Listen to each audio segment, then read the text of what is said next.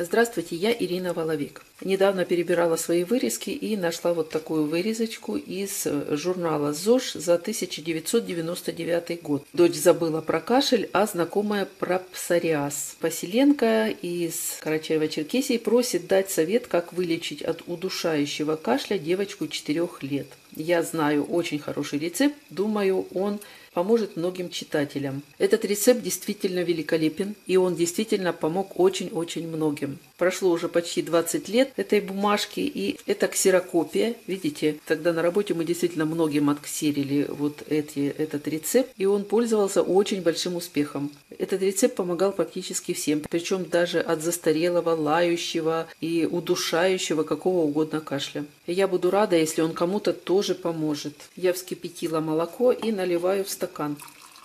И по написанному следую. Итак, вскипятить 1 стакан молока и сразу же в горячее молоко добавить и размешать в такой последовательности. Это важно, в какой последовательности добавлять продукты.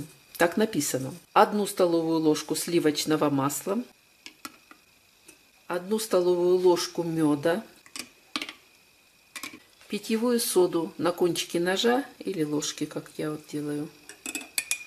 Все это размешиваем. Далее нужно взять сырой желток 1 яйца. Сначала его перемешать и влить сюда. Продолжать перемешивать.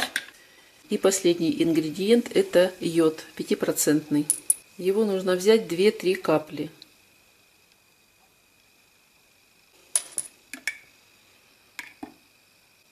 И коктейль готов. Он получается очень приятный на вкус. Детям пить по полстакана 3 раза в день в теплом виде, а взрослым по стакану. И пить до тех пор, пока кашель не уйдет. Кому-то, может быть, и 2 дней достаточно будет, а кому-то и побольше. Если кашель застарелый, то, естественно, дольше придется полечиться. Будьте здоровы, до новых встреч!